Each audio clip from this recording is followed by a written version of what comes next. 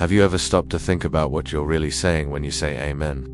Not at the end of a prayer, not out of habit, not to be polite, but with presence. Because this tiny word, so often repeated, so emptied of meaning, carries within it a force that has crossed millennia, cultures, and dimensions. It's not just a closing, it's a seal, a trigger, a portal. And every time you speak it, even without knowing, you're activating something far older than any religion. But what is this hidden power of amen? And why does even the unbeliever feel a subtle shiver when hearing it in a moment of collective silence? Because amen is not just agreement, it's realization. It's the moment the invisible becomes real. It's the instant when intention crystallizes into the world. In the Old Testament, amen comes from the Hebrew emen, rooted in man, meaning to trust, to confirm, to be firm, but it's also linked to emunah, faith, and aman, to uphold. So when someone says amen, they're not just saying, so be it. They're saying, I uphold this truth. I make it real with my presence. It's an act of co-creation. As if, by speaking this word, you place your hand on reality and say, this now exists, and this isn't metaphorical. In esoteric traditions, amen is considered a power word, a sound that resonates at frequencies capable of altering energetic fields. In Kabbalah, amen is seen as a cosmic seal. When spoken with intention, it closes a cycle of energy between the physical and the divine. It's as if the prayer is an arrow shot into the sky, and amen is the moment it hits its target and returns, charged with response. Kabbalists say that speaking amen with a pure heart is more powerful than hours of prayer, because it's not the quantity of words that matters. It's the moment you confirm the truth, and in that instant, something fixes itself. The energy doesn't return empty, it returns sealed. Like a wax seal on a sacred scroll, amen seals what was said, making it active on the subtle plane. But why has this word crossed so much time, so many cultures, so many languages? Why is it used by Christians and Jews, by Muslims as mamun, by priests, by shamans, even by people who believe in nothing? Could it be touching something deeper than faith, something that exists before belief? Perhaps, as Jung suggested, amen is a sonic archetype, a sound that resonates in the oldest structure of the human mind, like a genetic code of spirituality. And when we speak it, even without understanding, we're activating an ancestral program, the one that confirms the presence of the sacred. In the Coptic tradition of Egypt, monks repeat amen hundreds of times during prayer, not as a mere closing, but as a continuous mantra. Each amen is a new beginning, a fresh affirmation of faith. They say that, when repeated with devotion, the body begins to vibrate at a higher frequency, as if the word opens inner doors. Modern studies on sound and vibration show that certain syllables, when spoken with intention, produce physical changes in the brain, in the heart, in the energy field. Amen, when spoken with presence, activates the heart center, calms the nervous system, aligns the chakras. It's as if the word isn't just symbolic, it's biological, energetic, cosmic. Visualize yourself in an ancient temple, in the silence after a collective prayer. Hundreds of voices have just said amen in unison. The sound still hangs in the air, like a luminous cloud. You feel a slight tingling on your skin, an expansion in your chest. It's as if the very space has changed. The energy has condensed, organized itself, and in that moment, you understand. Amen isn't just a word. It's an event, a moment of collective co-creation. When many people say amen together, with the same feeling, they create a wave of intention that can cross dimensions.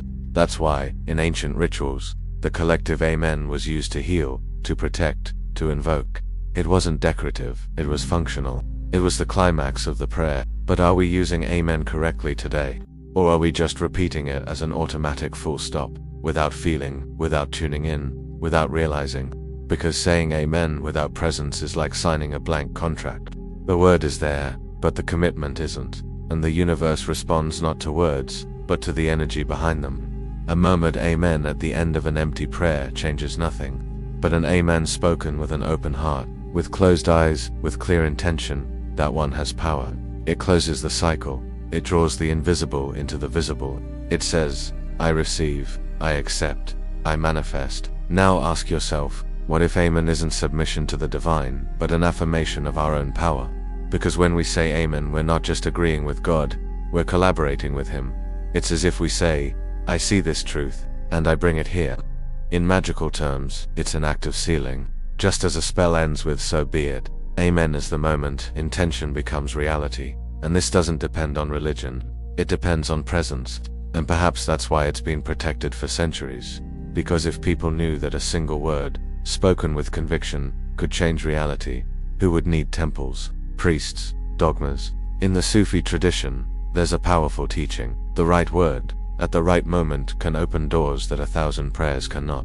And Amen is one of those words. But it only works when spoken with focus, with faith, with feeling, not as habit, as surrender. That's why, in moments of deep pain or gratitude, when someone says Amen from the depths of the soul, everyone around feels it. The air changes, time stops, and something transforms. Because in that instant, the word isn't religious, it's sacred, and the sacred needs no explanation. It's felt. Imagine, for a moment, that you're alone, in the silence of your room. You close your eyes, breathe deeply, say softly, but with all the presence you can muster, Amen, not out of obligation, but by choice. Then, wait, listen, feel. Is there a response? A gentle pulse in your chest? A sense of peace that wasn't there before? It's possible that, in this simple act, you've closed an invisible cycle, released a burden, or opened a subtle door. Because Amen isn't just an end, it's also a beginning.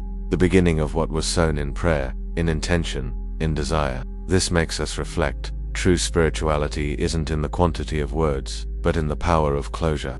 A thought can be long, but if it's not sealed, it floats, gets lost. But a single word, spoken with conviction, can anchor an entire reality. And Amen is exactly that, an anchor. Like a root that enters the earth and sustains the tree. Without it, the prayer floats in the air. With it, it becomes real. But how does this connect to our modern life?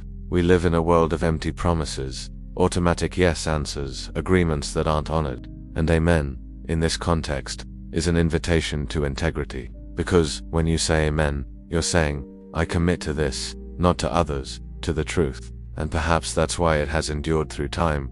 Because it's a test, a mirror. It reveals whether you're present or just passing through, whether you believe or just repeat it every time you say it with truth. You align yourself with a higher frequency, the frequency of realization. Visualize yourself before a mirror, at the end of a difficult day. You take a deep breath, place your hand on your chest, and say, Amen.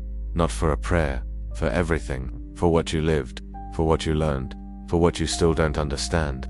And in that moment, something closes, not with sadness, with peace. It's as if you're sealing the day, accepting it, integrating it. And by doing so, you're not ending. You're preparing the ground for what comes, because Amen isn't an end. It's a ritual of completion that allows a new beginning. Like a flame that never dies, even in the darkness of the unconscious, this power remains. In temples, in homes, in the silent moments of those who still know how to say Amen with the heart. And perhaps the greatest secret isn't what the word does, but when it's spoken, because in the instant you speak it with presence, you're not just agreeing with the divine, you're collaborating with it. You're saying, I am here, I receive, I manifest, so be it, and so it is. Now ask yourself, what if the power of Amen isn't in tradition, but in intention? What if it doesn't belong to a religion, but to whoever dares to use it with truth? Because in the end, it doesn't matter if you're a believer or not. What matters is whether, when you say Amen, you feel something close inside you, something complete, something become real, like a flame that never dies. Even in the darkness of the unconscious, this knowledge remains, in voices that whisper at the end of prayers, in silences that follow a deep Amen, in hearts that, even without knowing, still know how to seal the truth. The seeker's journey is like an ancient scroll slowly unrolling, revealing symbols that feel familiar, like memories from other lives.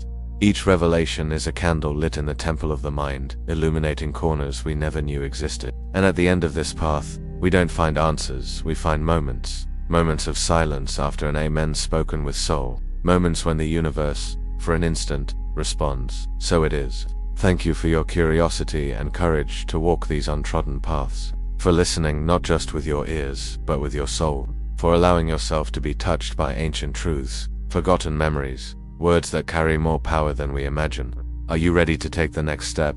Remember, every ending is just the beginning of a new journey of awareness.